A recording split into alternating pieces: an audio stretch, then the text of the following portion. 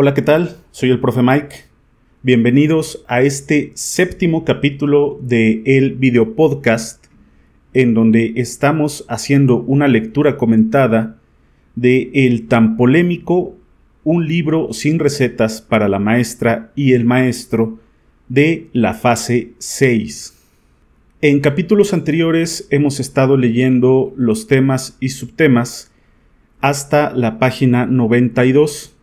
Y este capítulo va a ser un poquito largo porque vamos a leer todo el capítulo referente a los proyectos educativos y vida cotidiana, la nueva escuela mexicana y el cambio de época. Y los subtemas: desde dónde y cómo nos reorganizamos para saber de proyectos educativos y vida cotidiana. La vida cotidiana como concepto ordenador de acciones educativas. La construcción posible de la vida cotidiana desde miradas diversas y consistentes. Las características de la vida cotidiana. Otra dimensión de la vida cotidiana. La localización y los ejemplos de vida cotidiana. Caja de herramientas para relación entre proyectos educativos y vida cotidiana. Orientación práctica 1. Desarrollo de una sensibilidad crítica. Orientación práctica 2. Reflexionando la práctica. Orientación práctica 3. Participación en círculos virtuosos de retroalimentación. Elementos prácticos para la relación entre proyectos educativos y vida cotidiana. Orientación práctica 1. Sensibilidad crítica. Orientación práctica 2. Reflexionando la práctica. Orientación práctica 3. Círculos virtuosos de retroalimentación. Aprender de las experiencias. Instrumento de sistematización para la selección, generación de técnicas en los 3 escenarios: aula, escuela y comunidad. Acompáñame hasta el final del video.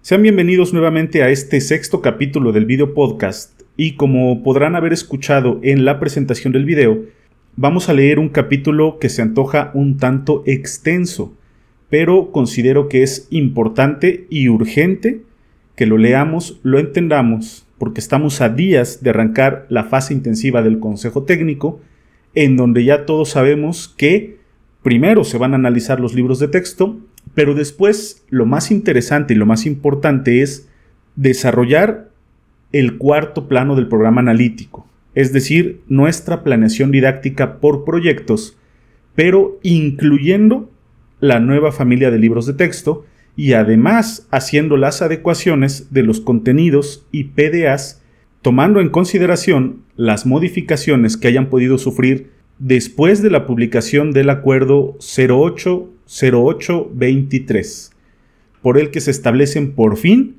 las versiones definitivas de los programas sintéticos de las fases 2, 3, 4, 5 y 6. Entonces tenemos bastante trabajo que hacer, bastante tarea por delante, y considero que este libro sin recetas, en este capítulo que habla sobre los proyectos, puede aportar a la tarea que estamos a punto de realizar. Pues sin más dilación, vámonos a la lectura comentada de este capítulo. Estamos en la página 93 y vamos a leer Proyectos educativos y vida cotidiana, la nueva escuela mexicana y el cambio de época. Este capítulo arranca nuevamente con 2 frases célebres, una de Philippe Morieux y otra de Francisco de Quevedo. Philippe Morieux es francés, desconozco cuál sea la pronunciación correcta, así que ofrezco una disculpa por mi mala pronunciación del francés. Philippe Morieux, nacido el 29 de noviembre de 1949 en Alès, Gard. Gard es un departamento francés situado en la parte sur del país. Es un investigador y escritor francés, especialista de las ciencias de la educación y de la pedagogía. Ha sido el inspirador de reformas pedagógicas, profesor de Ciencias de la Educación en la Universidad Lumière Lyon desde 1985. Ha llevado numerosas investigaciones, en particular sobre la diferenciación pedagógica y la filosofía de la educación. Ha dirigido y hace sostener 47 tesis. Comprometido a los lados del Partido Socialista, después de Europa Ecológica, se define a sí mismo como militante y hombre de izquierda. De 2010 a 2015 ha sido vicepresidente de la región Ródano-Alpes, delegado a la formación a lo largo de la vida. Se apoyó en los escritos de los grandes pedagogos como Jean-Jacques Rousseau y Célestin Freinet. Pone las tensiones inherentes a la educación.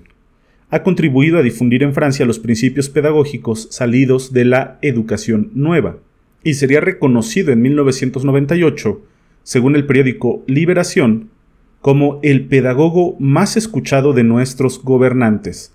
Sus tesis con relación a la pedagogía han suscitado igualmente numerosas críticas.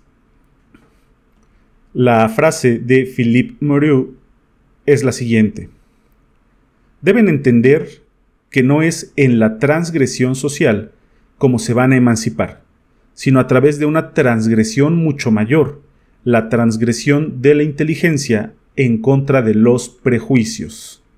Excelente frase. Cuando hablamos de transgresión, cuando hablamos de emancipación, hablamos de una emancipación inteligente, intelectual, pedagógica, conceptual, y no de una revolución violenta, sino, como lo dice Philippe Moriot, de una transgresión mucho mayor.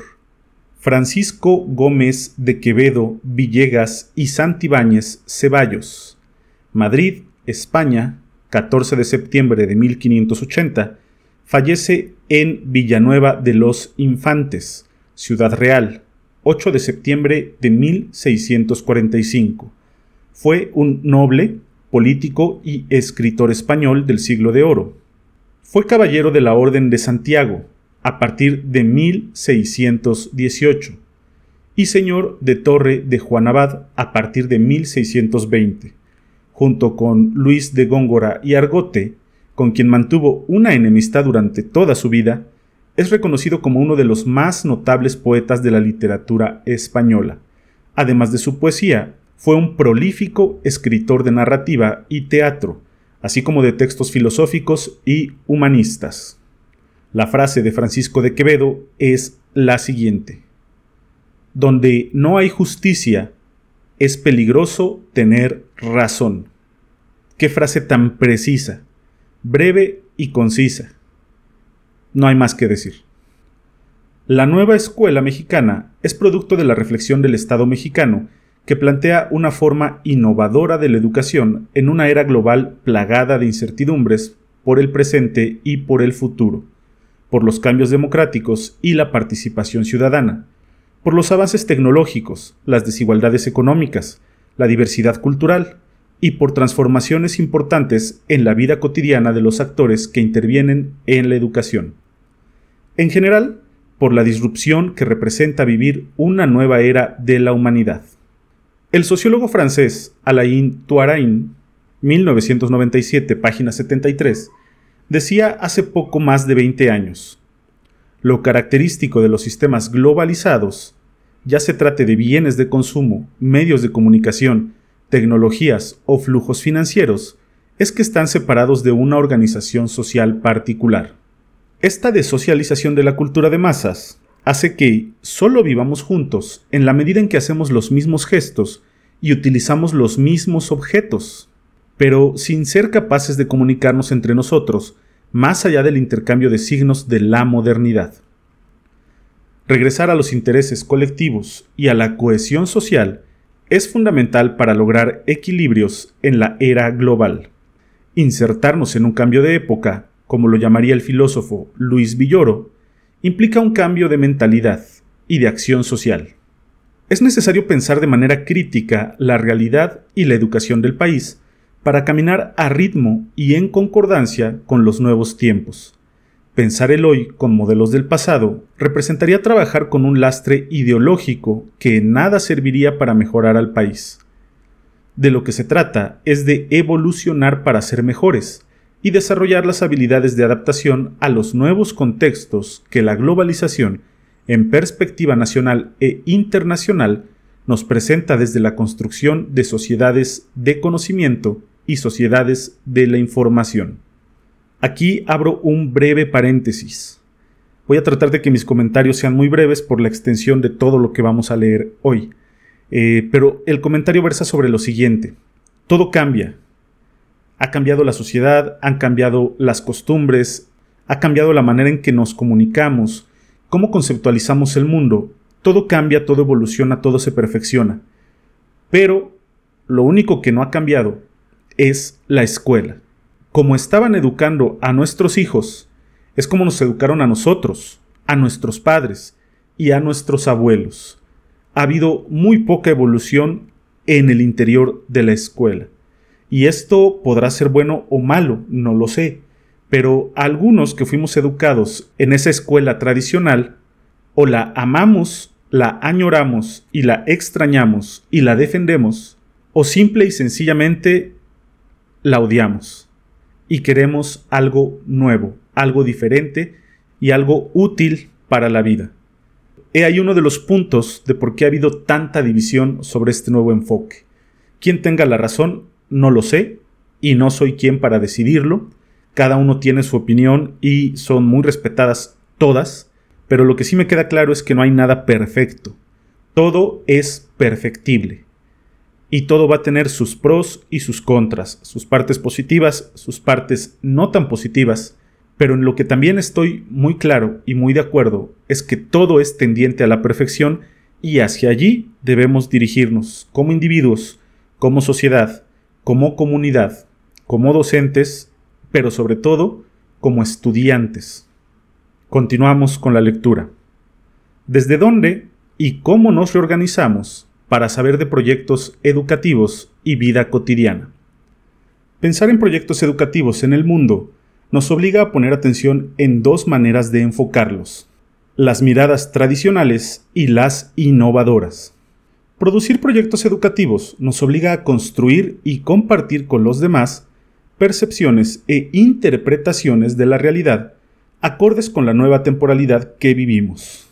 Implica abrir y mantener espacios de diálogo inteligente y de retroalimentación constante para su regulación y mejora, desde sus concepciones primeras de pensamiento hasta la práctica directa e inmediata en el aula, la escuela y la comunidad. Sin duda, un gran reto es mantener ese diálogo permanente y propositivo para la mejora constante. En el pasado, los modelos educativos en México no habían privilegiado a la comunidad, necesidad que ya había notado Touraine y sus contextos locales como enfoque fundamental. Alain Touraine, Hermanville-sur-Mer, Normandía, 3 de agosto de 1925, fallece en París el 9 de junio de 2023. Fue un sociólogo y escritor francés. Sus principales investigaciones tratan sobre la sociedad post-industrial y los movimientos sociales.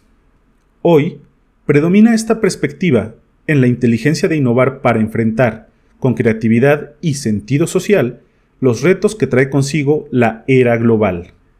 Mirar local, pensar global, es muy importante para esta construcción de saberes que nos harán sociedades más dinámicas y participativas, más inteligentes y humanas. La nueva escuela mexicana privilegia el sentido crítico de la educación, la diversidad cultural, la equidad de género, la interculturalidad y la comunidad, y sus dinámicas, donde se imparte la educación, es decir, la vida cotidiana. Ello representa la necesidad por parte del colectivo docente, el estudiantado y las madres y padres de familia de comprender precisa y claramente lo que en la forma y en el fondo significa esa cotidianidad, para ser tomada como referencia y lograr el aprendizaje significativo que se pretende dentro de la nueva escuela mexicana. Ese sentido crítico lo reconoce Bell Hooks, 2022, página 15, en su libro Enseñar pensamiento crítico. El objeto principal de la pedagogía del compromiso es pensar críticamente. Ese pensamiento se origina en el anhelo de saber y de comprender cómo funciona la vida. Es producto de una necesidad de conocimiento y un compromiso personal y social. En esta perspectiva es que ubicaremos el saber, el estudio y la comprensión de la vida cotidiana como un regreso a privilegiar a la comunidad y sus representaciones del mundo social. Gloria Jean Watkins. Hopkinsville, Kentucky, 25 de septiembre de 1952. Berea, Kentucky, 15 de diciembre de 2021. Conocida como Bell Hooks, escrito en minúsculas, fue una escritora y activista social feminista estadounidense. El nombre Bell Hooks proviene del de su bisabuela materna, Bell Blair Hooks. El enfoque de la escritura de Hooks fue la interseccionalidad entre raza, clase y género, y lo que ella describió como su capacidad para producir y perpetuar sistemas de opresión y dominación de clase. Publicó más de 40 libros y numerosos artículos académicos. Además, apareció en documentales y participó en conferencias públicas. Se ocupó de la raza, la clase y el género en la educación, el arte, la historia, la sexualidad, los medios de comunicación y el feminismo. En 2014 fundó el Instituto Bell Hooks en Berea College, Berea, Kentucky. La vida cotidiana como concepto ordenador de acciones educativas. La vida cotidiana, en esta nueva mirada educativa, no es solo una idea general de algo importante a considerar en la educación. Hay que reconocerla como un concepto sociológico y antropológico que acompaña en los procesos a los actores que intervienen en la educación. Semmelman, 2006, página 86, refería al respecto. Hugo Semmelman, nacido como Hugo Hernán Semmelman Merino, el 7 de octubre de 1931 en Concepción, Chile, fallecido el 3 de octubre de 2013 en Pátzcuaro, México, académico, maestro, pensador, sociólogo y epistemólogo latinoamericano. El docente ve todos los días, a veces de manera muy nimia o rutinaria. Cuidado con lo nimio o lo rutinario, pues es lo ya construido, desde lo cual está construyendo algo diferente, para retomar lo que dicen los filósofos de la construcción. Sin duda, mi planteamiento supone una conciencia, pero cosa curiosa, aunque esto podría ser paradójico, supone la necesidad de conciencia, o para decirlo de otra manera, supone conciencia de la necesidad de conciencia, aunque no se tenga conciencia. Es un paso con respecto a aquello de lo que ni siquiera tienen conciencia de que no tienen conciencia. Abro paréntesis. En esta lectura de un libro sin recetas es donde de verdad he encontrado los fundamentos filosóficos del plan de estudios. Uno pensaría que estos fundamentos estuvieran en ese documento, en el plan de estudios, pero resulta que no. Resulta que cuando voy leyendo este libro sin recetas, aquí es en donde de verdad se cita a aquellos filósofos, a aquellos teóricos, en los cuales se inspira la visión de la nueva escuela mexicana. Y es cierto, a veces los filósofos tienden a escribir de manera un poco oscura, un poco difícil de entender. Me pasó en uno de los capítulos anteriores en donde se hablaba de estructuras estructuradas y estructuras estructurantes, y a veces parece un trabalenguas. Aquí hay otro caso, ¿no? La necesidad de conciencia, aunque no se tenga conciencia, es un paso con respecto a aquello de lo que ni siquiera tienen conciencia, de que no tienen conciencia. Es decir, hacerse consciente, por lo menos hacerte consciente de que no tienes conciencia, de que eres inconsciente. Es un poco como la paradoja o el juego de palabras que se le atribuye a Sócrates, el famoso yo solo sé que nada sé. Y quien ha leído un poquito de filosofía sabe que esa frase nunca fue dicha por Sócrates, al menos no así textualmente. La idea general es muy correcta, pero la frase acuñada tal cual jamás fue dicha por Sócrates. Y a veces estos juegos de palabras son un tanto difíciles de entender, pero hay que releerlos y hay que analizarlos de manera detenida, consciente. Hay que filosofar sobre estas paradojas, sobre estos juegos de palabras. Solo así podemos tomar sentido real de qué es lo que nos quieren decir. Cierro paréntesis. Por ser un concepto con forma y fondo, la vida cotidiana requiere ser conocida y comprendida con toda claridad para que sea aplicada en la nueva escuela mexicana de manera constante y permanente. Podemos concebir la vida cotidiana como las acciones que hacemos juntas las personas que vivimos en una comunidad y las situaciones específicas como las hacemos. Acciones y situaciones que aparentemente no son importantes, pero que constituyen los fundamentos relevantes de identidad en la diversidad de grupos humanos que configuran una comunidad.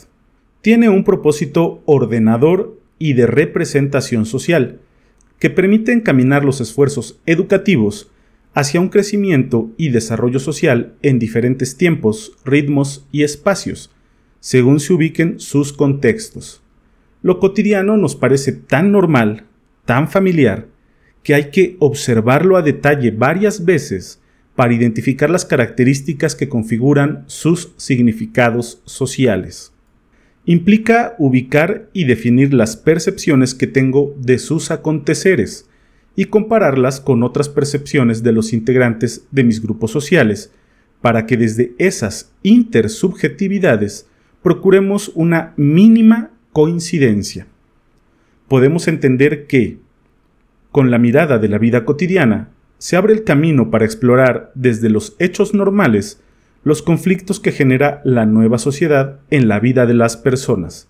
Nos permite ver cómo las nuevas interacciones vía electrónica están conformando nuevas identidades, nuevos imaginarios, nuevos hábitos y nuevos rituales, que a fin de cuentas y en conjunto delinean y aportan para indagar procesos de enajenación y dominación ideológica y cultural en esta época postmoderna. Con la mirada acuciosa en el microespacio de las interacciones, podemos acceder a los procesos de construcción del deseo desde la propia manipulación cultural, sobre las propias personalidades colectivas e individuales, lo mismo que a la impronta de la lejana escolaridad de los individuos, que queda imborrable en las prácticas pedagógicas cotidianas sin que el propio sujeto advierta. Quirós, 2016, página 50. El investigador experimentado Jesús Galindo, 1998, página 9, lo explica de la siguiente manera. Las miradas que miran a los mundos contemporáneos son muy diversas. Las formas que las agrupan son parte del ejercicio de la mirada que mira a las miradas. Un ejemplo de lo anterior es un viaje por el metro de la Ciudad de México. En un primer plano, eso no tiene una representación social inmediata y o importante, pero hacerlo con perspectiva crítica implica reconocer zonas de comercio, de vigilancia, de espera, de tránsito peatonal, para mirar, para pensar, para sensibilizarse, de resguardo, de seguridad, de asistencia, de información, de ocultamiento, de riesgo, para el arte, para la educación, para el chantaje, etc. El tren metropolitano aloja a niños de la calle, apoya a grupos vulnerables, privilegia a las personas de la tercera edad, no discrimina a nadie por raza, sexo o condición social. En él podemos encontrar desde vendedores ambulantes con toda su diversidad de mercancías, hasta conciertos de música novohispana u obras de teatro representadas de vagón en vagón. Todo ello hace del viaje una experiencia única por las representaciones y significados que percibamos de ella. Por lo anterior, lo percibido tiene que ser compartido por los miembros de las comunidades donde vivimos. También tiene que ser nombrado y conversado en diversos espacios para la construcción y convención de representaciones sociales. La vida cotidiana se concibe en relaciones ordenadas. Las otras personas con las que vivimos tienen una particular importancia en la construcción de relaciones. ¿Cómo es la vida en su escuela? ¿Inicia con el sonido de la campana o con el desfile cotidiano de llegada de las niñas y los niños a los espacios escolares? ¿De dónde vienen esas niñas y esos niños? ¿En qué condiciones acuden a clases? ¿Qué tiene que ver eso con usted, maestra, maestro? ¿La clase inicia cuando se abre el libro y empieza con la rutina de lectura o de cálculo matemático del día, o cuando las y los estudiantes expresan sus opiniones sobre estas actividades? ¿Y los que no se expresan, cómo aparecen en el día a día? ¿La convivencia con otras maestras y maestros inicia en la entrada de la escuela? ¿En la plática informal durante el recreo, cuando se expresan los problemas que cada una y cada uno vive con sus grupos? ¿Las charlas en el consejo técnico? ¿Qué le dicen esos problemas de su propia situación como profesor o profesora? ¿Es importante para usted? ¿Tendría que serlo? ¿Qué espacios tiene la escuela para que exprese su opinión sobre lo que existe en su grupo, la situación de sus estudiantes, lo que piensa sobre los programas de estudio y los libros de texto? ¿Alguien lo escucha realmente? Y eso entiendo como pensamiento crítico. Cuestionarlo todo, tener esa duda filosófica y sembrarla en la mente y en la conciencia de nuestros alumnos. Cuestionarse todo, preguntarse todo, filosofar. Y lo interesante de estas preguntas es que no tienen una sola respuesta correcta, sino que cada quien en esa construcción personal, en ese cuestionamiento personal, va a construir su propia respuesta personal. Cada uno se libera a sí mismo, cada uno se construye a sí mismo. Cada uno es su propio maestro, cada cual debe encontrar su propio maestro interior. La construcción posible de la vida cotidiana desde miradas diversas y consistentes. Para introducirnos en el conocimiento formal de la vida cotidiana, es importante tener en cuenta a la otredad. Otredad es un trabajo de análisis y pensamiento crítico que nos obliga a percibirnos y representarnos como una individualidad y comunidad con rasgos identitarios comunes que nos hacen únicos, lo mismo que a los otros, y que por esta misma condición nos permiten relacionarnos desde lo que nos es común. Es un acto de inteligencia, de reconocimiento sobre el que no estamos solos, que necesitamos de otros para vivir y sobrevivir, y que esos otros es lo que nos permite reconocernos como un nosotros, unidos, vinculados en mínimas coincidencias para organizarnos, crecer y desarrollarnos como sociedades globales del siglo XXI. En la otredad es donde inician los sistemas de identidad, es decir, de sabernos y sentirnos pertenecientes a un grupo social, a una comunidad con la cual compartimos mundos simbólicos y prácticos, que nos invitan a coincidir en un mínimo esfuerzo para hacer trabajos colaborativos que nos permitan ser y evolucionar como grupos identitarios diferenciados. Es el origen para entender a la comunidad.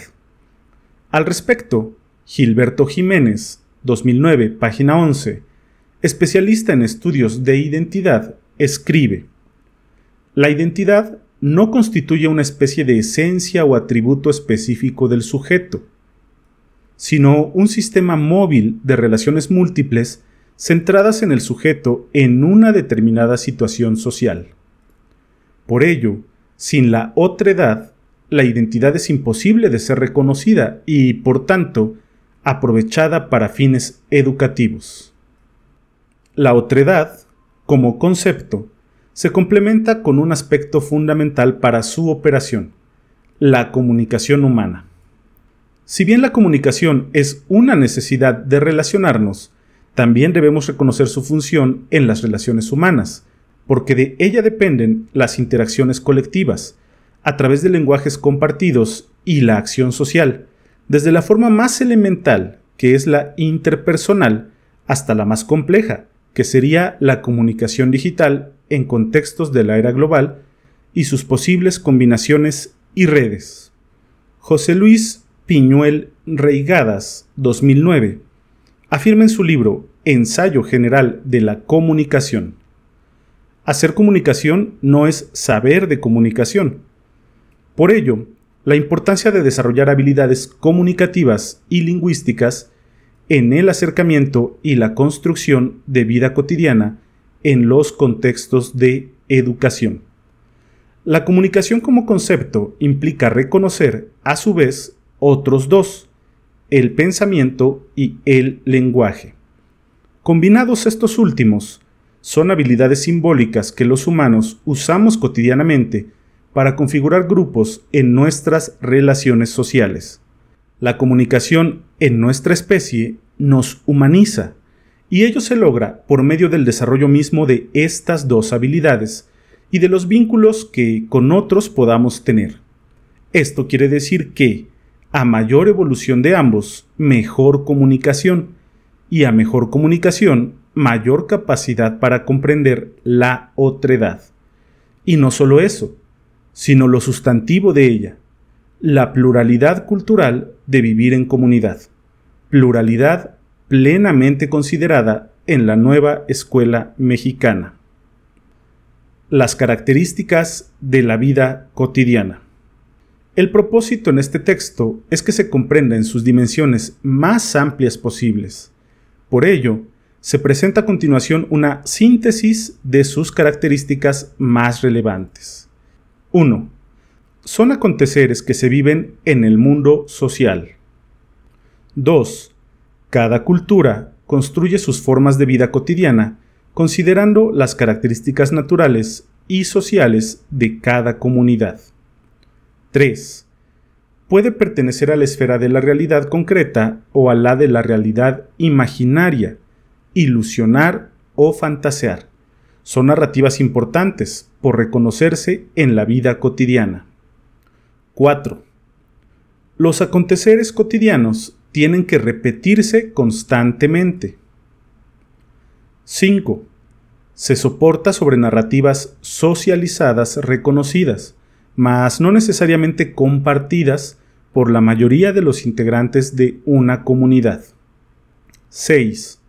La vida cotidiana y sus representaciones son producto de una construcción social identificada en tiempos y espacios específicos, resultado de una comunicación dialógica, la de dos actores dialogando o conversando para comprenderse mutuamente, reconociéndose como sujetos plenos, diversos y diferentes. 7.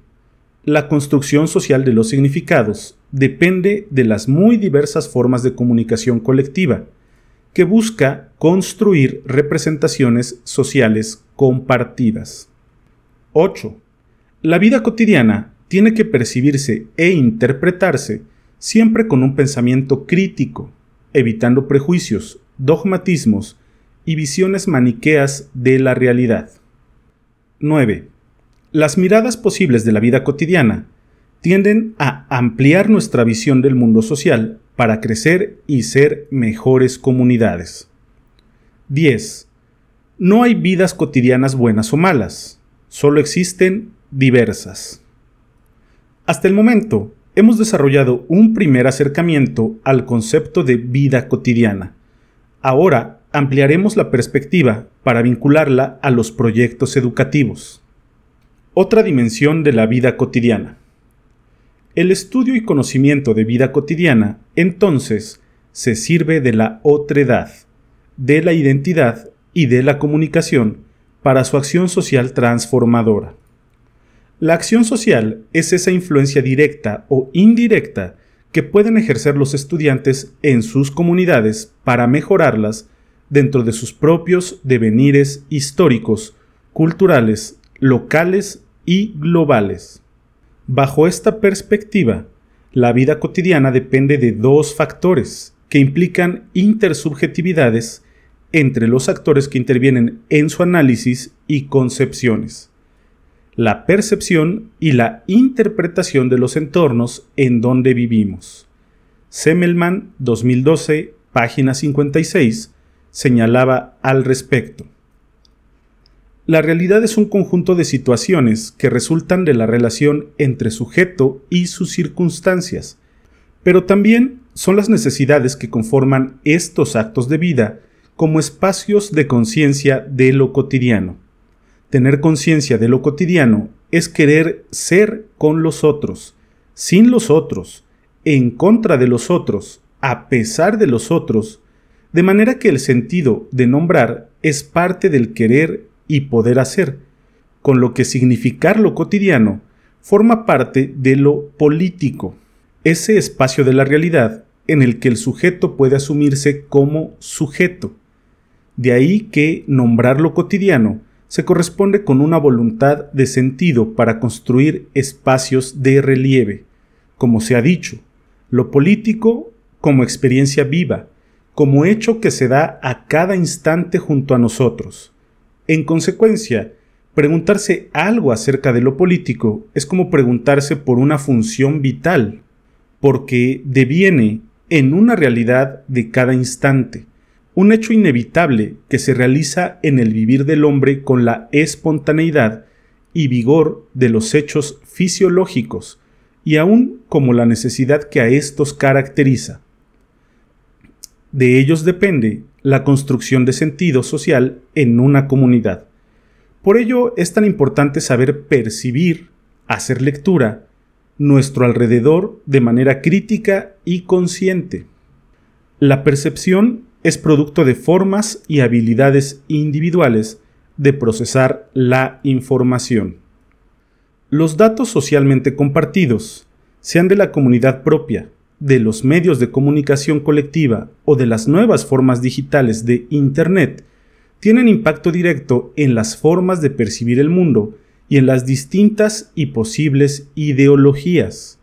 Para ello, se debe ser cuidadoso y selectivo con las fuentes de las que nos informamos y corroborar que la información a la que tenemos acceso es real, útil y necesaria para la comunidad.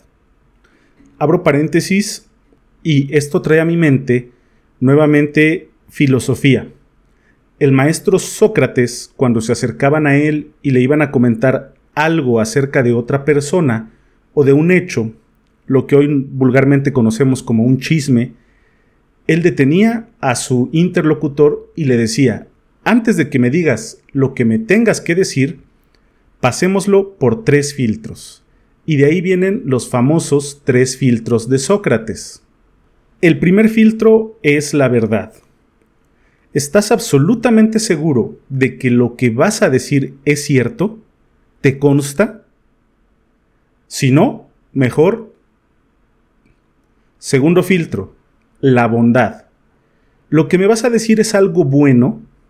Entendiendo bueno como productivo, porque también ahí discriminar entre bueno y malo es muy subjetivo. Y el tercer filtro, la utilidad. ¿Lo que me vas a decir es útil? ¿Me va a servir o nos va a servir para algo? Porque si lo que deseas decir no es ni cierto, ni bueno, y no es útil, ¿para qué decirlo? Mejor, y ahí queda como anillo al dedo, un proverbio árabe. Si lo que vas a decir no es más hermoso que el silencio, mejor quédate callado. Entonces, la comunicación es eje y base de las interacciones sociales y de la construcción comunitaria. Por eso, al exponer nuestros argumentos, nuestros puntos de vista, hay que ser muy cuidadoso de las fuentes de las que nos informamos y hacer estos 3 filtros de Sócrates. Continuamos con la lectura. La interpretación es el complemento necesario que acompaña a la percepción. La tendencia más común es la de polarizar en criterios binarios toda forma de interpretar lo percibido. Por ello, es necesario evitar estas posturas maniqueas, que por lo regular implican un sesgo importante entre lo que es real y lo que no es. Paréntesis. Tendemos siempre a polarizar y a decir esto es bueno, esto es malo. Esto está bien, esto está mal. Esto me gusta o esto no me gusta. Y la opinión y el punto de vista de todos y cada uno es respetable, pero entre el blanco y el negro hay muchas escalas de gris, y lo interesante sería hacernos consciente de esas escalas de gris. Si me gusta o no me gusta, si lo comparto o no lo comparto, no es el punto medular. El punto central es hacernos consciente de que ahí están, escucharlas, observarlas, estudiarlas, entenderlas. Continuamos.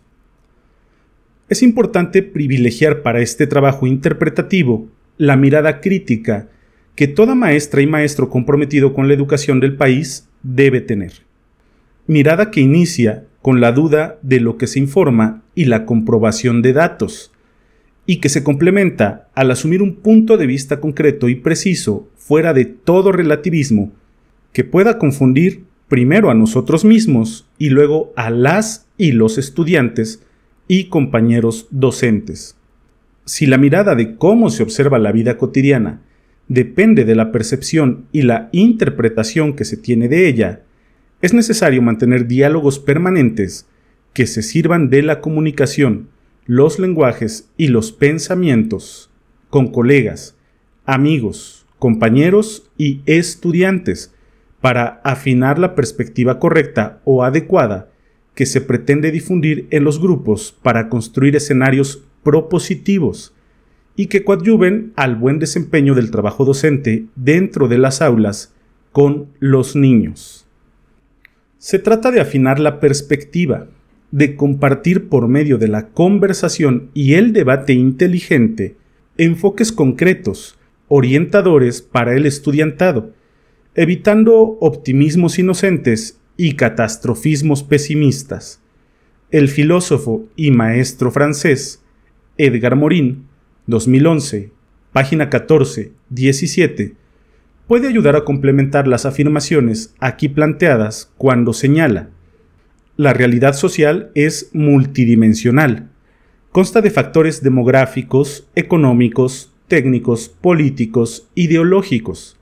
Algunos pueden dominar en un momento, pero lo dominante es rotativo. La dialéctica no cambia ni sobre los pies ni sobre la cabeza, sino que gira, porque es ante todo un juego de interretroacciones, es decir, un bucle en movimiento perpetuo. La vida cotidiana se presenta entonces frente a proyectos educativos como el escenario que sirve como referente para ubicar y entender la realidad social. Es el punto de partida para contextualizar los propios discursos en el aula con la posibilidad de ser reproducidos de manera crítica por estudiantes y compañeros de trabajo, incluso por los padres de familia que también cuentan en los procesos educativos de hoy. En ese escenario es donde se construirán sentidos, no a descubrirlos. No hay nada que descubrir y sí mucho por significar y resignificar. Es un proceso dialéctico, en donde se trabajan tres dimensiones distintas y complementarias: la construcción, deconstrucción y reconstrucción de sentidos sociales que permiten percibir e interpretar la vida cotidiana. Construcción. Los sentidos sociales ya están previamente dados. Por ejemplo, los roles de género, en donde se establecen ciertas conductas, tareas o funciones de acuerdo a un género, lo masculino, lo femenino. Deconstrucción. Se distinguen, se analizan las contradicciones del discurso desde una lectura crítica para fragmentar y comprender el fenómeno. Por ejemplo, ¿las actividades domésticas son exclusivas de lo femenino? Los oficios que históricamente han sido vinculados a lo masculino, como la albañilería o carpintería, ¿no pueden ser ejercidos por lo femenino? Reconstrucción, que hace posible diseñar nuevamente los sentidos sociales, de manera innovadora y acorde con las necesidades de los contextos que intervienen a la comunidad y a la educación por igual. Por ejemplo, la inclusión real de lo femenino en oficios asociados a lo masculino. La glocalización y los ejemplos de vida cotidiana. Antes de iniciar con la lectura, vamos a clarificar un poquito este concepto. Glocalización es un término que nace de la composición entre globalización y localización, y que se desarrolló inicialmente en la década de 1980, dentro de las prácticas comerciales de Japón. El concepto procede del término japonés dochakuka, derivada de dochaku, el que vive en su propia tierra, aunque muchas referencias tratan a Ulrich Beck como el creador del término y su difusor. El primer autor que saca a la luz explícitamente esta idea es Roland Robertson. Y vamos a profundizar un poquito más porque vamos a hablar de la perspectiva de Boaventura de Sousa Santos. Ya lo hemos citado en otros capítulos y sabemos que también la nueva escuela mexicana está soportada por este doctor en sociología. Según Boaventura de Sousa Santos, en su libro Hacia un nuevo sentido común, 1995, se trata de localismos globalizados y de globalismos localizados, que muchas veces van acompañados por movimientos sociales y políticos y otras expresiones de la sociedad civil. Esta es una hipótesis feliz que favorece nuestro enfoque crítico. Lo anterior colocó las bases para nuevas prácticas de ciudadanía global que convergen en lo que se ha bautizado ya como glocalización. Desde un sentido crítico, según Orlando Fals Borda, la glocalización cambia la B de bárbaro por la C de corazón. Allí radica el cambio en una sola letra, globalización y glocalización. Continuamos. En las comunidades de estudiantes es fundamental las miradas de glocalización, es decir, una combinación entre lo que sucede en lo inmediato y lo que acontece en el mundo globalizado. Esas dos miradas son distintas y complementarias para la construcción de sentidos en nuestro proyecto educativo. Igual que en el análisis de estructuras lingüísticas, el contexto tiene una íntima relación con el texto. En el pensamiento de la era global, ya no será un contexto genérico al cual se haga referencia. Serán al menos 4 contextos que confluyan de manera simultánea para la construcción de percepciones sociales. Ellos son los sociales, económicos, políticos y culturales, siempre pensados en el enfoque local al global, para no perder de vista la glocalización tan importante ya mencionada. Es cuestión de ampliar la perspectiva, de saber moverse desde distintos enfoques. En la mirada de cada uno de los contextos, no debe olvidarse o dejarse de lado el nivel de profundización.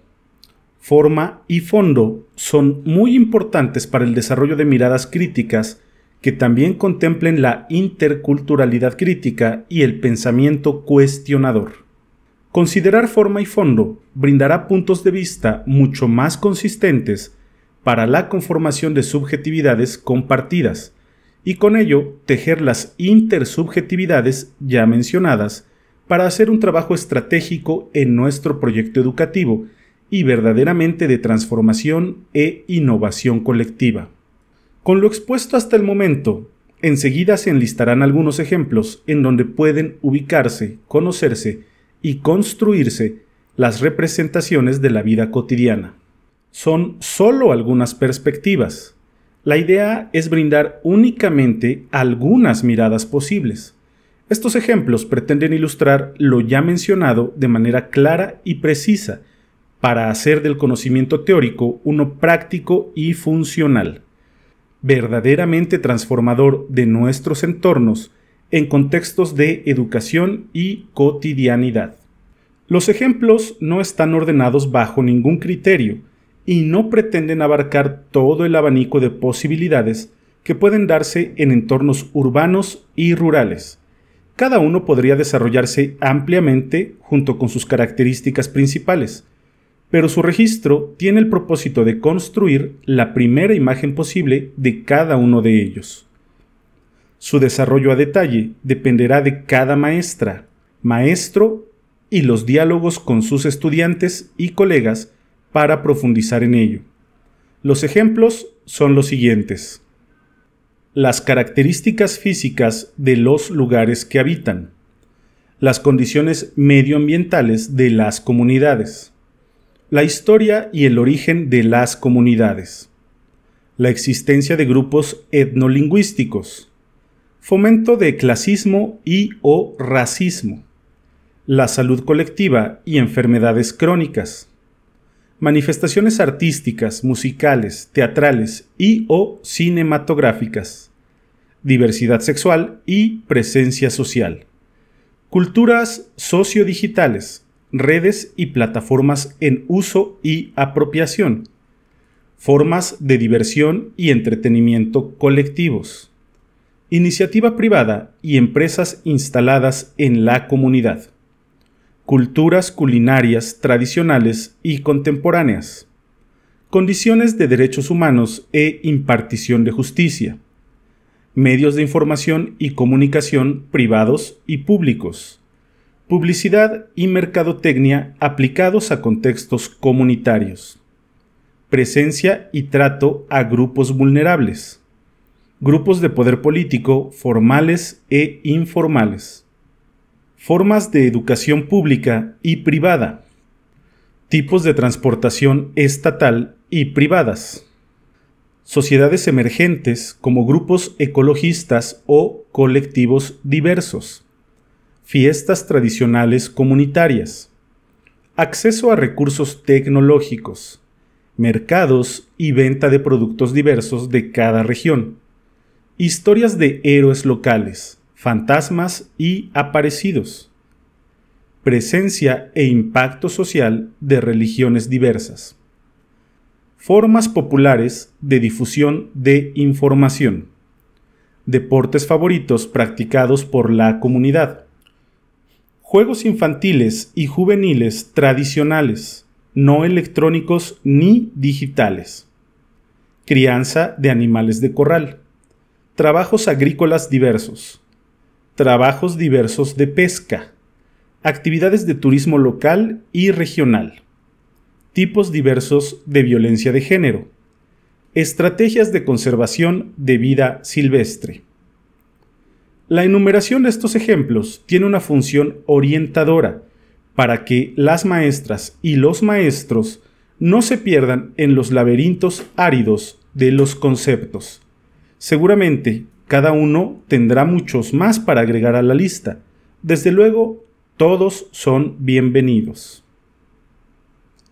Caja de herramientas para la relación entre proyectos educativos y vida cotidiana. De acuerdo con lo que se ha abordado, la vinculación entre los proyectos educativos y la vida cotidiana puede darse a partir de la interrelación de los siguientes elementos. Fomentando y priorizando los intereses colectivos. Rehaciendo los tejidos que cohesionan a los diferentes agentes que conforman la sociedad en sus distintos escenarios. Atreviéndose a pensar de manera crítica la realidad y la educación del país. Eso implica aprender a percibir e interpretar los entornos en donde se viven realidades diferentes. Abriéndose y manteniendo espacios de diálogo e intercambio de experiencias, así como de retroalimentación permanente. Mirando local, pensando global. Teniendo en cuenta la otredad, reconociendo la existencia de personas, fenómenos y vínculos junto a la acción social, personal y colectiva. Desarrollando procesos de comunicación a partir del pensamiento y el lenguaje. Identificando la pluralidad cultural en las comunidades. Construyendo, deconstruyendo y reconstruyendo sentidos que den cuenta de las experiencias que se viven. Todo esto se resume en vivir la cotidianidad con perspectiva crítica y aprender a dialogar. Para efectos más concretos sobre el texto que permitan reconfigurar el quehacer docente, Habría entonces que interrogarse: ¿de qué manera percibir e interpretar la cotidianidad con perspectiva crítica? Con la intención de ofrecer alternativas para llegar a respuestas concretas, se plantean 3 orientaciones prácticas. La praxis es concebida desde un universo freiriano, en donde se establecen relaciones en permanente dialecticidad entre ellas. El pensar sobre el hacer y el hacer mismo, la reflexión y la acción, la teoría y la práctica, el deber ser y el ser, lo formal y lo vivido. En este sentido, la praxis se convierte en un esfuerzo permanente y totalizador, reflexión y acción del hombre sobre el mundo para transformarlo, ya que sin ella es imposible la separación de la contradicción opresor-oprimido. Paulo Freire, 2005, página 51. Ante esto, dichas orientaciones tienen la intención de manifestar la relación entre proyectos educativos y vida cotidiana. Cabe destacar que se sostienen a partir de los momentos del acto educativo formal: diagnóstico, planeación, ejecución y evaluación. Orientación práctica 1. Desarrollo de una sensibilidad crítica. En el horizonte formativo de la comunidad Santa María Tlahuitoltepec, en Oaxaca, destaca un término que tiene implicaciones en el modo de vida comunal: Uegen Cajen, Vargas, 2022, Cardoso, 2007. Castellanizado, se puede entender Uegen como conocer, despabilar o despertar, y Cajen, desenredar, desenvolver o descubrir. Una concepción pedagógica puede entenderse como abrir los ojos al conocimiento. Este abrir los ojos de los sujetos abarca no solo el proceso formativo escolar, sino también incluye a otros escenarios y contextos. Es decir, abrir los ojos al conocimiento es percibir, observar, describir, interpretar, preguntar, reflexionar y analizar sobre lo que está alrededor de cada sujeto. Dicho en otras palabras, es poder desarrollar una sensibilidad crítica a la realidad, haciendo un análisis de los espacios y situaciones en diferentes niveles: micro, meso y macro. Así pues, la verdad no se reduce a un conjunto único y fijo de palabras, Gergen y Gergen, 2011, sino que se opta por el diálogo, reconociendo la existencia de personas, cosas, vínculos y problematizando la cotidianidad. Por lo tanto, una sensibilidad crítica se puede producir al menos de 2 maneras. 1. Como etos, como modo de vida, en donde permanentemente se percibe, observa y reflexiona sobre la cotidianidad. Aquí resalta mucho esta palabra que viene del griego, el etos, y es modo de vida, costumbre. La raíz griega etos da origen, por ejemplo, a la ética. Entonces, la sensibilidad crítica se puede producir como el etos, es decir, como un modo de vida, como una constante, como un hábito de percibir, observar y reflexionar sobre la cotidianidad. 2. Como inspiración, es decir, como acción momentánea que se desarrolla de acuerdo con las circunstancias vividas. La estimulación de una sensibilidad crítica permite el puente entre una curiosidad ingenua a una curiosidad epistemológica. Freire, 2012. En donde la práctica docente es una práctica de investigación, de inquietud indagadora, insatisfecha e indócil. Nuevamente abro paréntesis, y efectivamente, una curiosidad indagadora, insatisfecha e indócil, es decir, siempre estarte preguntando, siempre estarte cuestionando, siempre estar aprendiendo, no dar nada por hecho, por verdad, sino transitar de esta pregunta ingenua a una verdadera pregunta filosófica, pregunta epistemológica, entendiendo epistemología como este esfuerzo mental por entender el conocimiento. ¿Por qué creemos lo que creemos? ¿Por qué pensamos lo que pensamos? ¿Y por qué decimos saber lo que sabemos? Orientación práctica 2. Reflexionando la práctica. Otro sentido que dentro del universo Mije se le da al Uegen Kajen es el ejemplo transformador o transformar por el ejemplo. Con Boni y otros autores, 2005. Cada maestra y maestro tiene concepciones específicas de cómo entiende y lleva a la práctica su ejercicio docente, un ejercicio político ideológico cargado de historias de vida, intereses, pasiones y convicciones. Por tal motivo, se plantea la consideración ética entre el vínculo pensar-hacer, en donde se sigue afianzando la relación entre proyectos educativos y vida cotidiana. La idea es plantear ejercicios para la sistematización de la práctica docente a partir de una de las herramientas que han cobrado relevancia en el ámbito educativo, como lo es la narración. Sistematizar la práctica docente conlleva a reconocer las experiencias de aprendizaje que se han cosechado, cimentando una posibilidad para enriquecer la formación profesional del colectivo docente, con la intención de seguir complejizando las prácticas adecuadas y corregir las prácticas que tienen áreas de oportunidad. Seguir complejizando las prácticas adecuadas y corregir las prácticas que tienen áreas de oportunidad. Distinguir los cambios que se generan en los espacios educativos. Ordenar y reconstruir las experiencias vividas para comprenderlas desde diferentes perspectivas. Clarificar la práctica docente, ya que el acto de enseñanza, al estar entretejido por distintas articulaciones, se inclina hacia lo indeterminado. Pensar y repensar el diseño, la planeación y la ejecución de métodos, metodologías, estrategias, técnicas y actividades de enseñanza. Romper paradigmas.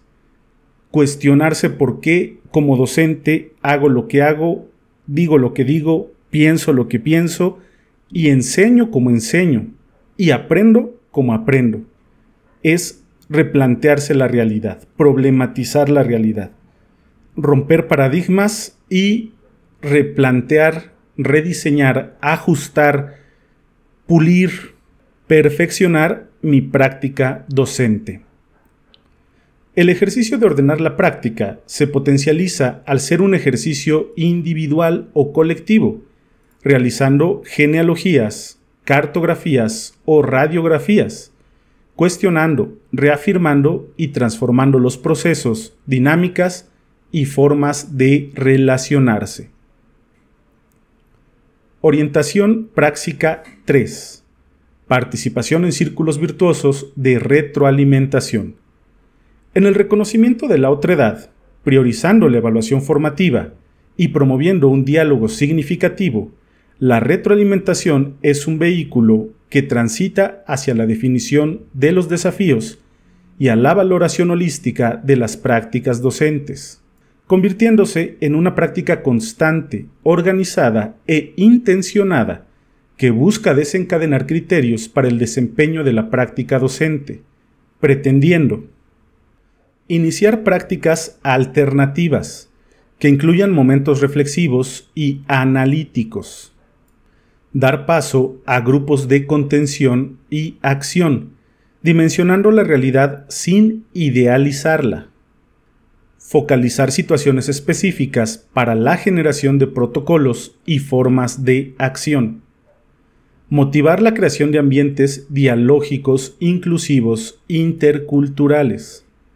favorecer el intercambio de ideas.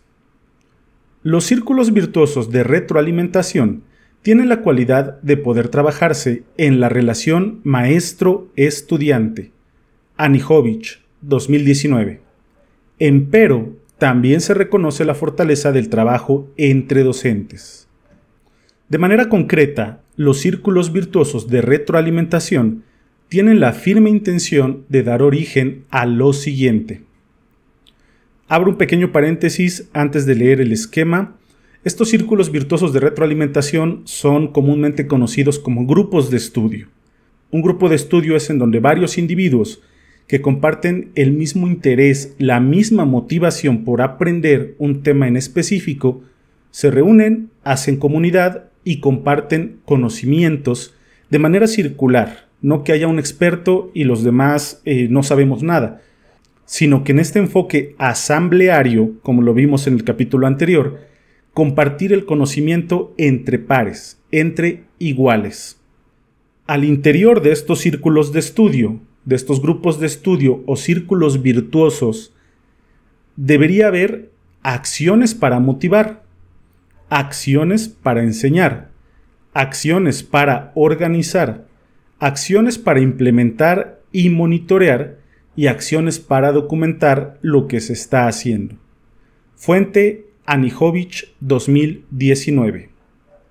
La trascendencia de vivir la cotidianidad con perspectiva crítica y aprender a dialogar mediante la sensibilidad crítica de la reflexión, de la práctica y de la retroalimentación recae no solo en la práctica individual de la maestra o el maestro, también conlleva a reflexionar sobre la propia historia, los hábitos, la familia, la cultura, los gustos y aversiones, la relación con los demás, las angustias y obsesiones. Perrenaud en López y Medina, 2018, página 17. En este sentido, dichas pautas se dan desde un marco general que conducen a una caja de herramientas específicas que le permite a las y los maestros contemplar algunos elementos para relacionar proyectos educativos y vida cotidiana. Elementos prácticos para la relación entre proyectos educativos y vida cotidiana. Frente a saberes y conocimientos que han perdido sentido para los estudiantes, la enseñanza como práctica histórica requiere de una relación práctica que se fundamente en la reflexión crítica y se vea concretada coherentemente en la acción pedagógica.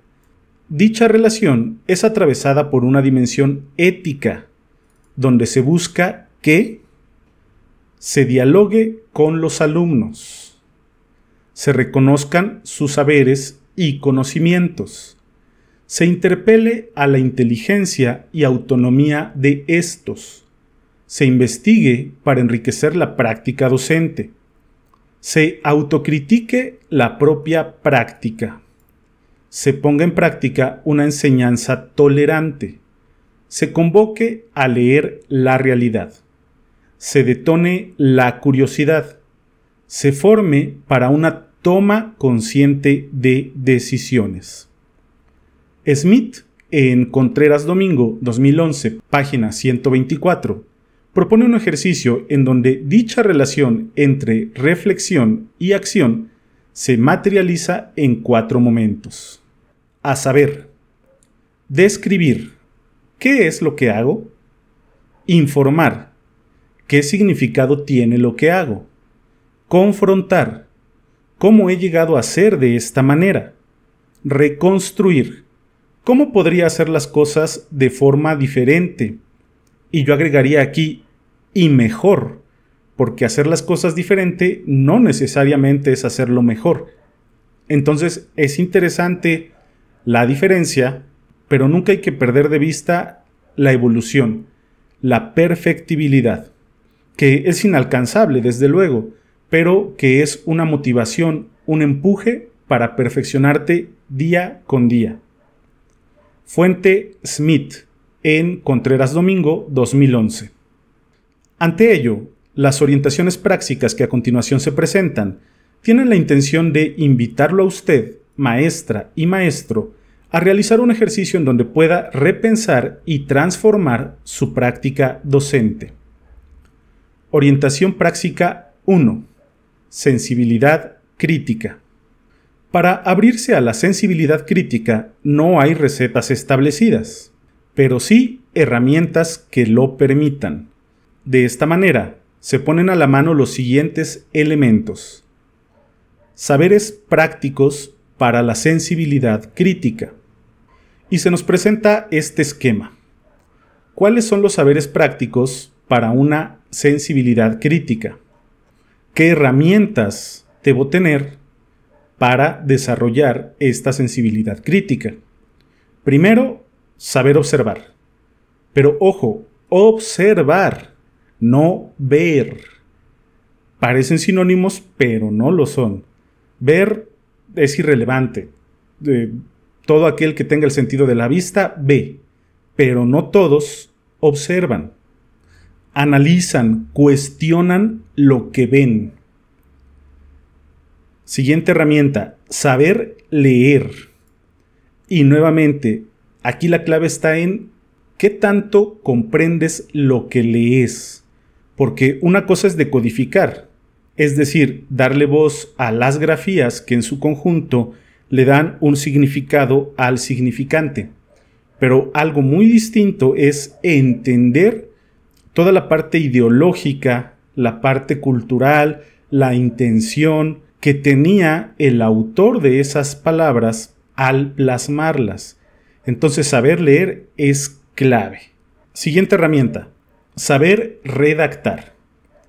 Ok, una vez que ya leíste, que ya observaste, ahora redáctalo, escríbelo, plásmalo, dale un soporte físico.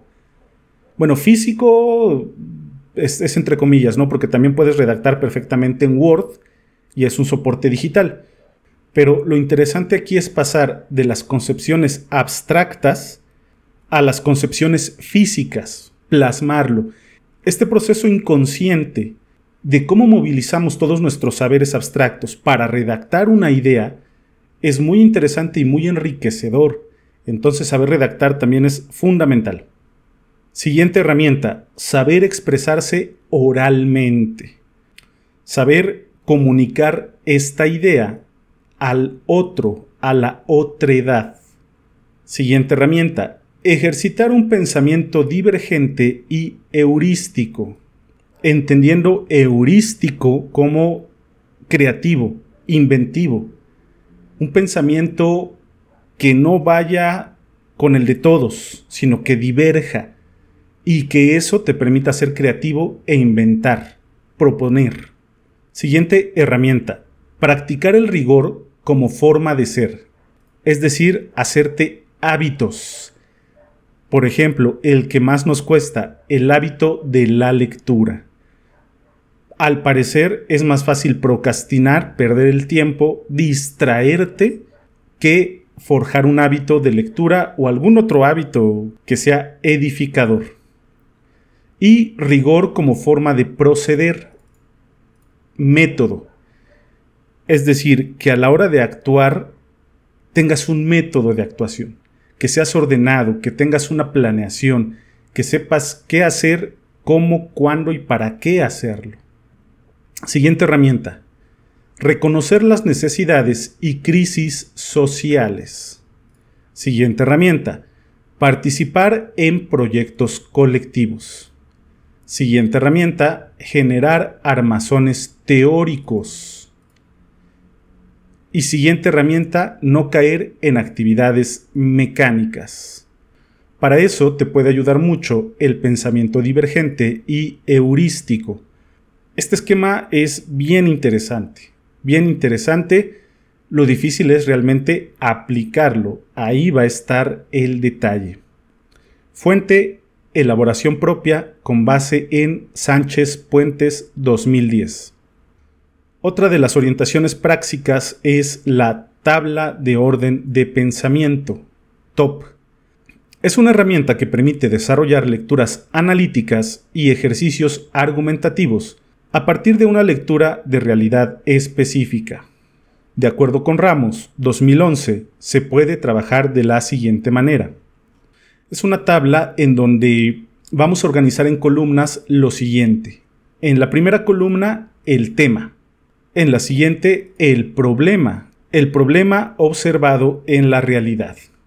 En la siguiente columna, una tesis de cómo podríamos resolver esta problemática.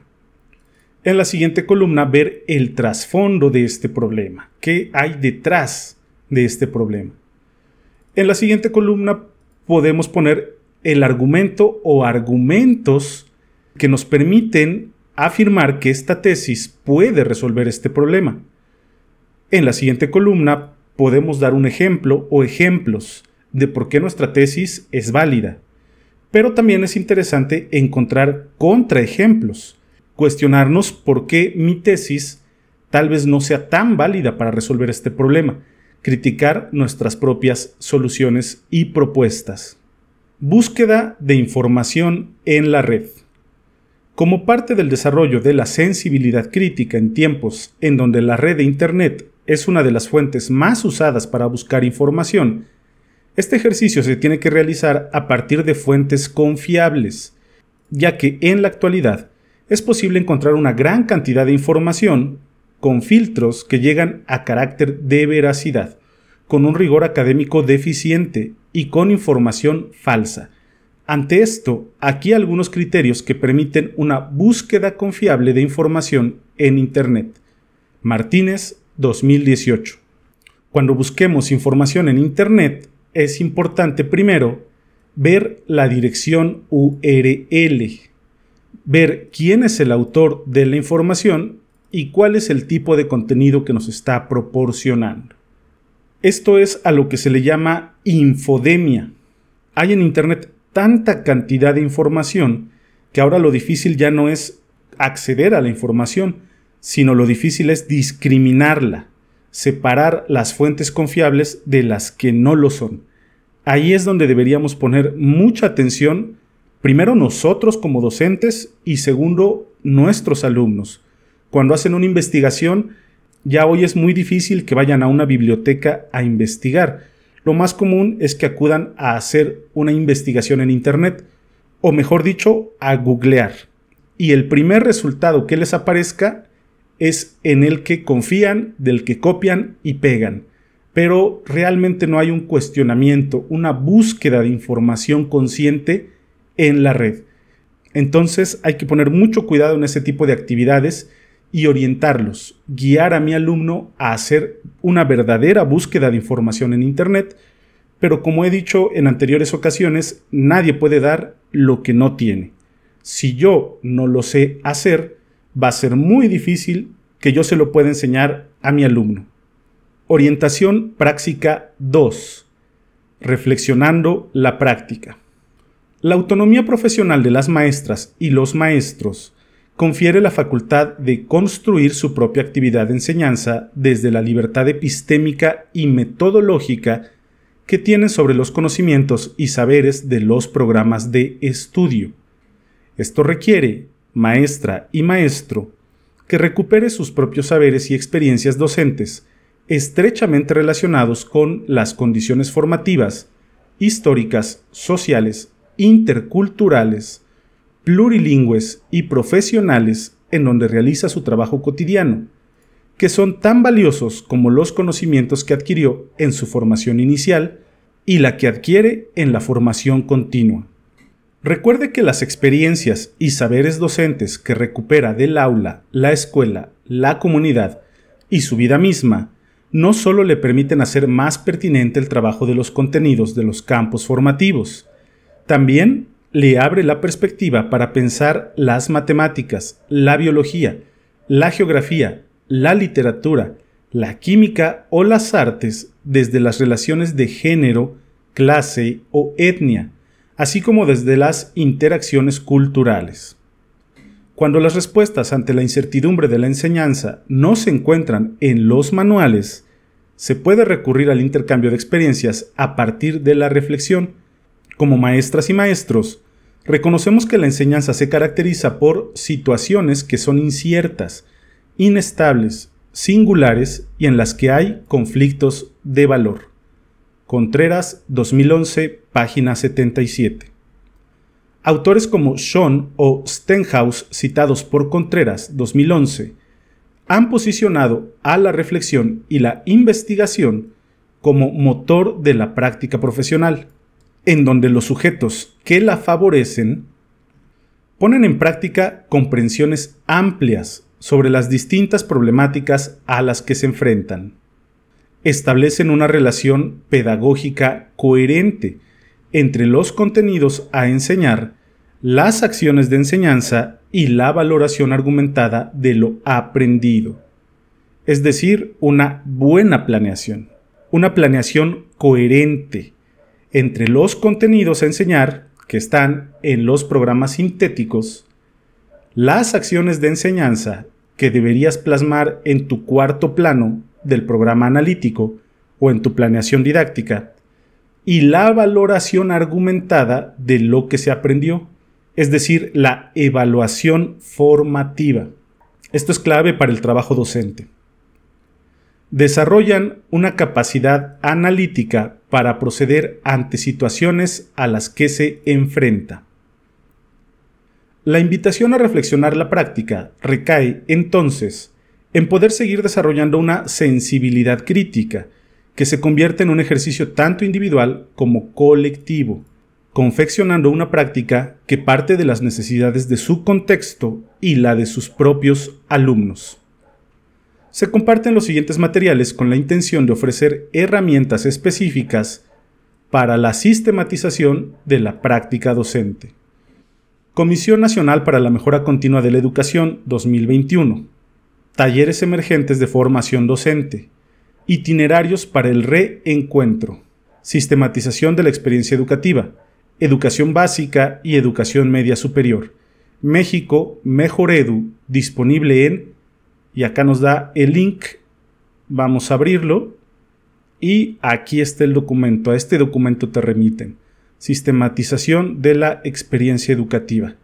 Lo vamos a descargar y lo vas a tener disponible en la Biblioteca Digital Educativa del grupo de Telegram. Si no te has suscrito aún, corre a suscribirte. En la descripción de este video te dejo el link para que te unas a nuestro grupo de Telegram, en donde tendrás disponibles en la palma de tu mano no solo este material, sino todos los materiales que van a apoyar tu estudio, tu formación continua y tu práctica docente.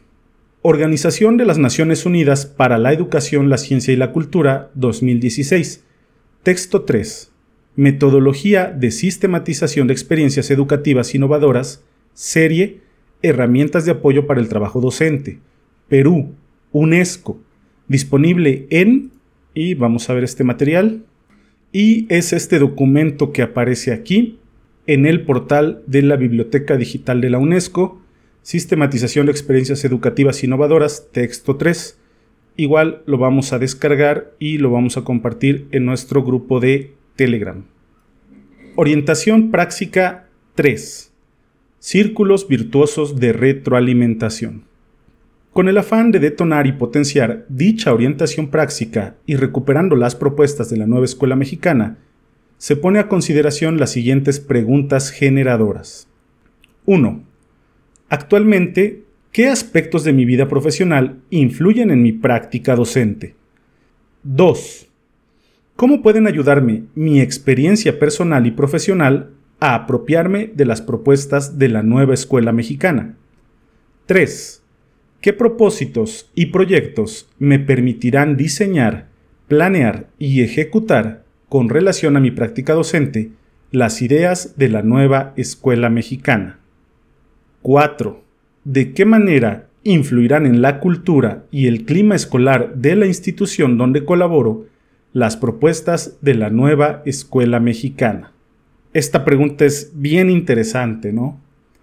En el papel, en la utopía, en el imaginario, esto se lee y se antoja muy bien, pero en la práctica, ¿hasta dónde vamos a poder o a querer o nos van a dejar implementar las propuestas de esta nueva escuela mexicana?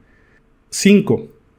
Desde el codiseño, ¿cómo podemos generar un diálogo de saberes entre conocimientos disciplinares, ancestrales y comunitarios? 6. Desde las propuestas de la nueva escuela mexicana, ¿cómo se modificarían las diferentes estructuras de participación de los diversos agentes que intervienen en el acto educativo? 7. Desde mi práctica docente, ¿Cómo asumiré la libertad epistémica y metodológica sobre los conocimientos, saberes y objetos de enseñanza? Esta también es importantísima. Tienes autonomía docente. ¿Cómo la vas a asumir? ¿Realmente vas a cambiar tus paradigmas y a cuestionártelo todo y a adentrarte a esa duda filosófica y epistemológica? ¿O seguiremos practicando nuestra docencia como lo hemos hecho desde siempre? Desde que entré al servicio, quién sabe con qué plan y programa de estudio. Cada quien responderá esta pregunta. 8. ¿A qué demandas sociales responde mi práctica docente? 9. ¿Los ejes articuladores propuestos permiten adecuar mi práctica profesional? ¿De qué manera? 10. ¿Cuáles serán los mayores retos para mi práctica docente en la implementación pedagógica de la nueva escuela mexicana? Aquí nuevamente vuelvo a abrir un paréntesis. Hoy 19 de agosto del 2023, a 2 días de iniciar la fase intensiva del Consejo Técnico Escolar y a 7 días de arrancar el ciclo escolar con los alumnos, no contamos con el material necesario para nuestra práctica docente. Todavía no tenemos acceso a todos los libros de texto, muchos están en construcción, muchos ya dijeron que ni siquiera los va a ver, como es el caso de preescolar. En el caso de telesecundarias, se nos mencionó que va a haber un libro de mi cuadernillo de proyectos, que no está disponible por ningún lado. Entonces, ¿cuál es uno de los mayores retos? Dennos el material, dennos todos los insumos para desarrollar nuestra práctica docente. Si no, es como ir a la guerra sin fusil. Continuamos. 11. Desde mi realidad situada, ¿cuáles serán algunos obstáculos en la relación programa sintético, codiseño curricular y programa analítico? 12. ¿Cuáles son los valores que pretendo forjar o revitalizar en mi práctica docente para la implementación de la nueva escuela mexicana? 13. ¿Cómo entiendo la dinámica que permitirá el trabajo educativo en los escenarios de aula, escolar y comunitario dentro de la nueva familia de libros de texto gratuito? 14. ¿Cómo modificaría mi práctica docente con relación a las horas lectivas a partir del uso de los nuevos libros de texto gratuitos?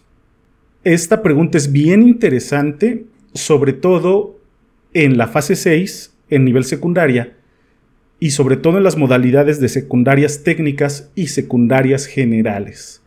En telesecundaria tal vez tengamos un poquito de más libertad y más flexibilidad del horario, porque al igual que en primaria solamente hay un docente frente a grupo y esto le permite mayor libertad de horario. Pero una de las grandes preguntas que tengo es ¿cómo le están haciendo, cómo le van a hacer los compañeros de secundarias técnicas y generales con su carga horaria, con esta vinculación, con estas transversalidades? ¿Cómo van a planear? ¿Cómo van a desarrollar los proyectos? Es bien interesante. Entonces, compañeros de técnicas y de generales, cuéntenos, platíquenos cómo lo van a hacer. 15. El trabajo por proyectos dentro de la nueva familia de libros de texto gratuito implicará un apego o desapego a los libros de texto como herramienta del trabajo educativo. Y justo esta pregunta es la que vamos a abordar en la fase intensiva del Consejo Técnico Escolar. ¿Cómo vamos a implementar o no implementar, no porque no queramos, sino porque aún no los tenemos, los libros de texto gratuito en nuestra planeación, desarrollo y evaluación del trabajo por proyectos? Ahora bien, bajo la consideración de seguir entramando la relación entre proyectos y vida cotidiana, se comparten algunas disposiciones que tienen la intención de ayudar en la construcción de estrategias didácticas que orienten los procesos de enseñanza y aprendizaje. Al momento de pensar la situación específica para la ejecución de las estrategias, es pertinente reflexionar sobre qué tan relevantes son de acuerdo con las necesidades de cada escenario. Con la intención de clarificar el proceso de selección de estas, se presenta el siguiente cuadro. En la página 113 tenemos este cuadro de 4 columnas. En la primera de ellas tenemos las orientaciones pensadas en la maestra o el maestro. En la segunda columna, las orientaciones pensadas en la o el estudiante. En la tercera columna tenemos las orientaciones pensadas en el escenario. Recordemos que son 3 escenarios: aula, escuela y comunidad. Y en el cuarto escenario tenemos las orientaciones pedagógicas. Vamos a iniciar primero con las de la maestra o el maestro. ¿Qué debe contemplar? Las condiciones concretas de trabajo, de tiempo y de espacios disponibles. La experiencia y capacidad reflexiva del docente. El uso de materiales reciclables, económicos y de viable adquisición. Ojo con esas listas de útiles, compañeros. A veces pedimos mucho y no siempre utilizamos todo. Ojo en eso. El grado de complejidad, acotado por el factor del desarrollo biopsicosocial de las y los estudiantes. El grado de complejidad de tus contenidos, o mejor dicho, de tus PDAs. Eso, si bien está estipulado en el programa sintético, pero tú serás libre de ajustarlo. ¿De acuerdo a qué? A tus alumnos, a su desarrollo biológico, psicológico y social del común denominador de tus alumnos. Vas a ajustar tu grado de complejidad de contenidos y PDAs. La participación de todos los estudiantes a nivel individual y colectivo. Procedimientos, consignas, instrucciones y o reglas claras y precisas. Y esto también es bien importante. Decía Sun Tzu en su libro El arte de la guerra: si las instrucciones son claras y precisas y se pierde la guerra, la culpa es del ejército. Pero si las instrucciones no son claras ni precisas y se pierde la guerra, la culpa no es del ejército, es del general, porque sus reglas, sus instrucciones no fueron claras ni precisas.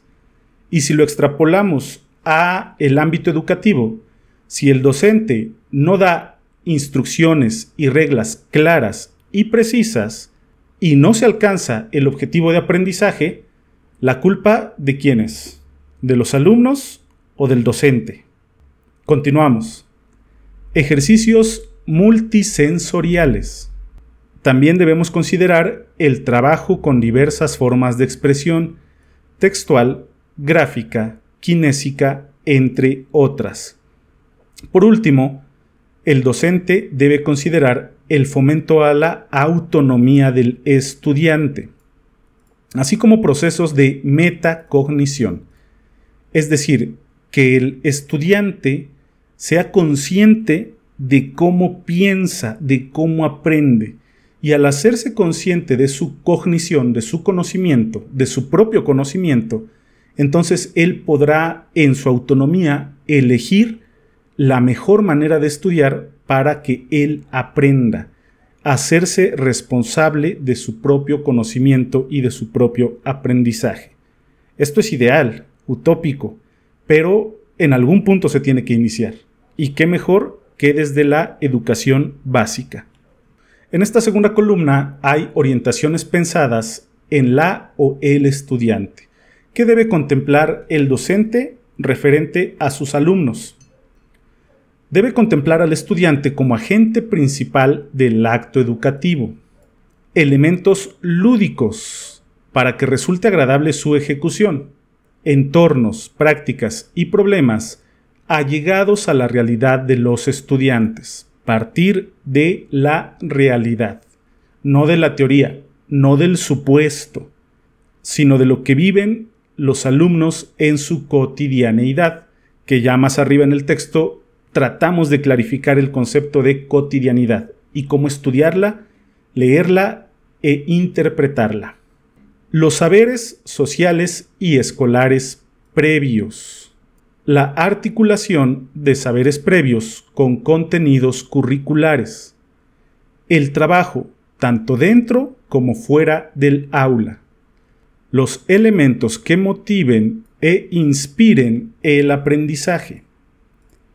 las formas, ritmos y procesos de aprendizaje de cada alumno, la estimulación de habilidades básicas del pensamiento, como lo son observar, comparar, relacionar, clasificar, ordenar, entre otras.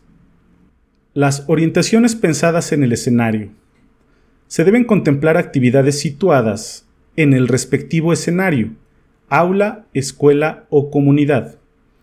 El uso de distintos recursos simbólicos y materiales del escenario específico. La identificación de situaciones, fenómenos y problemas reales del escenario. Problemas reales del aula, problemas reales de la escuela, problemas reales de la comunidad. Distintas formas de interacción entre ellas, la colaboración y el compartir con las demás personas. La participación de actores internos y externos a cada escenario. La difusión del proceso y el resultado alcanzado. Esto es bien importante.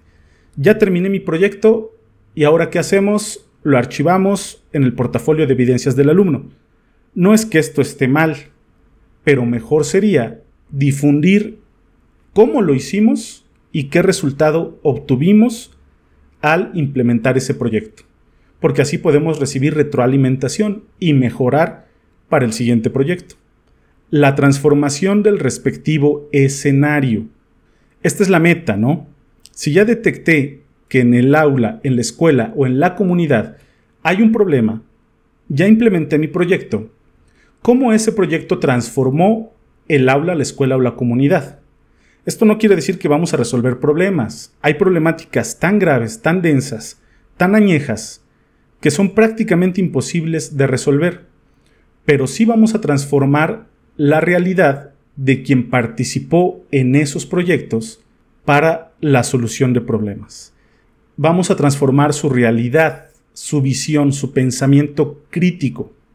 La relación entre distintas realidades y espacios dentro y fuera de la escuela. Y el fortalecimiento de la identidad individual, colectiva, así como el sentido de pertenencia socio-territorial. Orientaciones pedagógicas. ¿Qué debes contemplar? Creo que esto ya todos lo sabemos, ¿no? Los 7 ejes articuladores que se trabajan en el plan de estudio. Utilizar recursos físicos y digitales de acuerdo con las características del escenario educativo y el contexto sociogeográfico. El diálogo como medio para la generación de vínculos pedagógicos. El diálogo horizontal, le pondría yo. Diferentes procesos de evaluación, diagnóstica, formativa y sumativa. Los errores estudiantiles como oportunidad para el aprendizaje. Entender el error como la oportunidad para mejorar, para crecer. Dejar de concebir el error como el castigo, como la falla, como algo punitivo por lo cual deberías ser castigado o reprendido. Este cuadro fue de elaboración propia con base en Rockwell y Rebolledo 2016. Aprender de las experiencias. Instrumento de sistematización para la selección, generación de técnicas en los 3 escenarios: aula, escuela y comunidad. En términos generales, puede decirse que este instrumento tiene como principio enriquecer el vínculo mencionado entre escenarios, proyectos y vida cotidiana, atendiendo la complejidad del mismo. Para ello, a continuación se describe cada uno de los elementos que se pueden analizar para su selección. ¿Qué debe tener este instrumento? Debe de tener un nombre que organiza y recapitula las estrategias analizadas durante el trabajo pedagógico. ¿Para qué se selecciona? Reconoce la acción cognitiva a desarrollar de acuerdo al momento, fase o etapa del proyecto. Por ejemplo, indagar, observar, experimentar, entre otras. Recursos y materiales didácticos.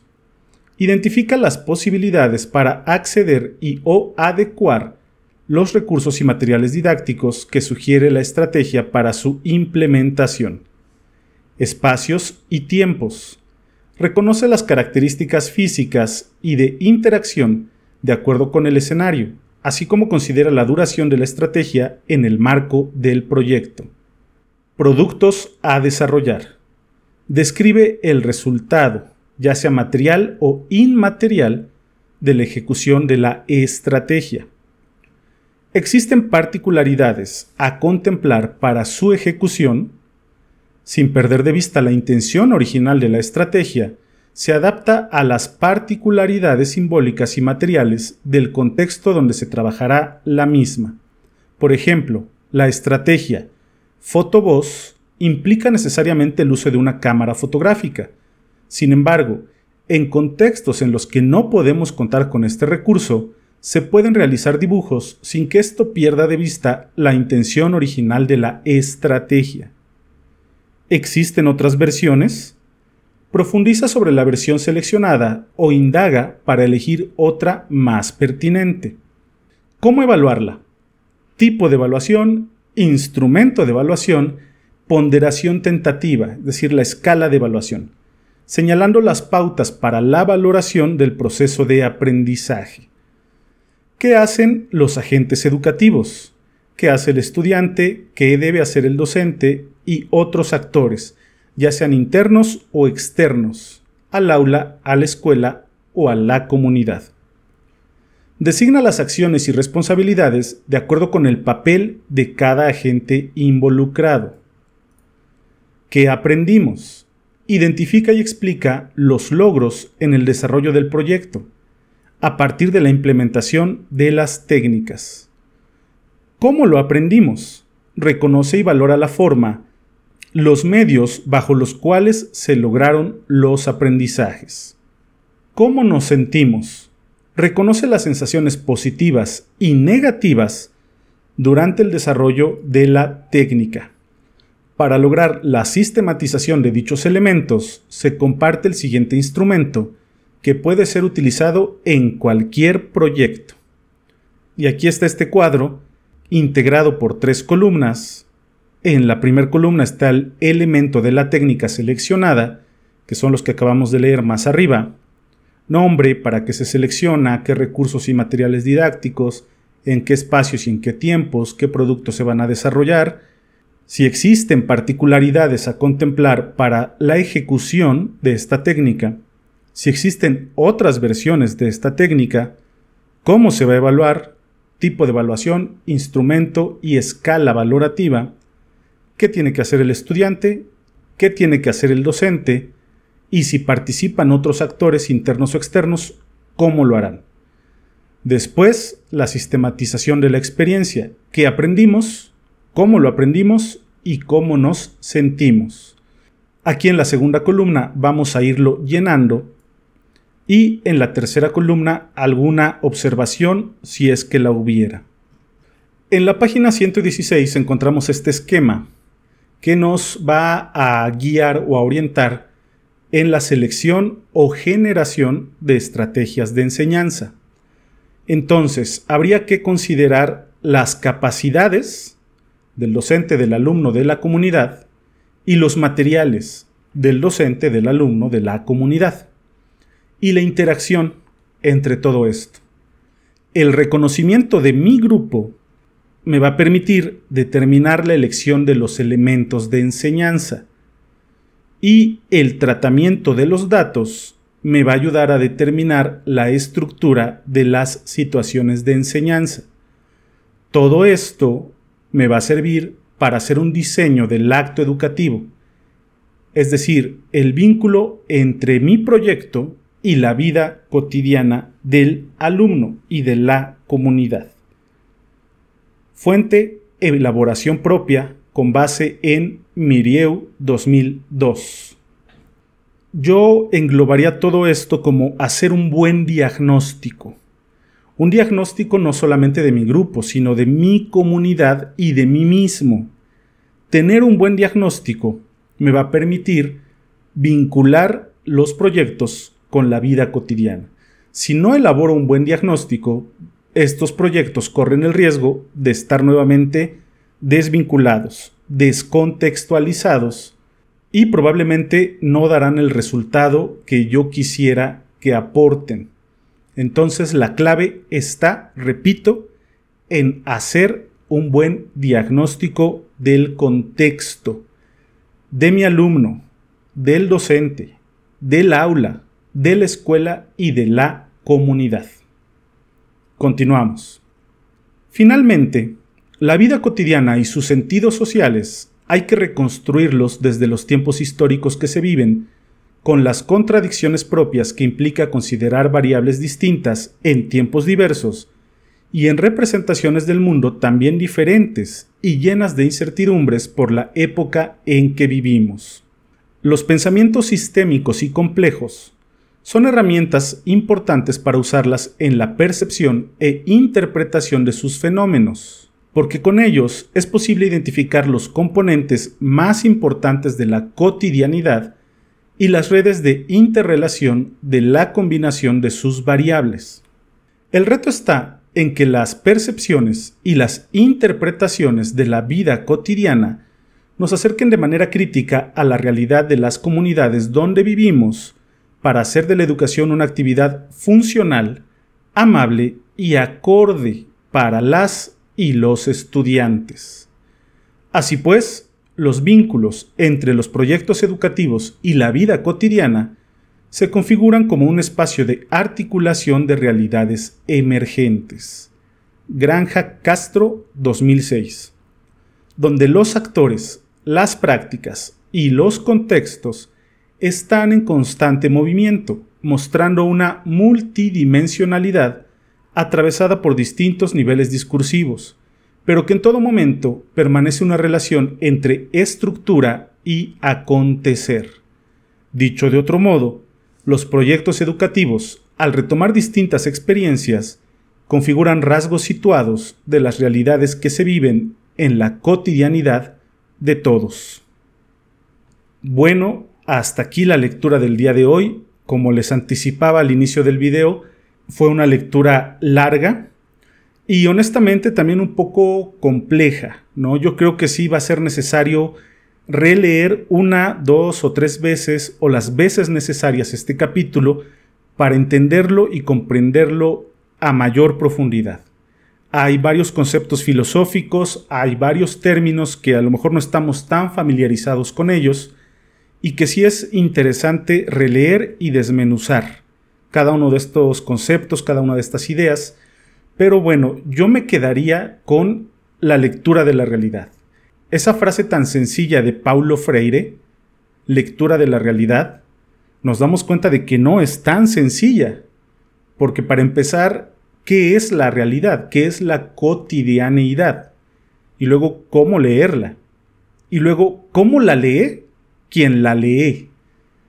La misma realidad puede ser leída e interpretada de manera diferente de un individuo al otro y por la propia comunidad en sí. Entonces es un trabajo interesante, es un trabajo arduo, filosófico, necesario desde luego, pero también tardado. Esto lleva su tiempo.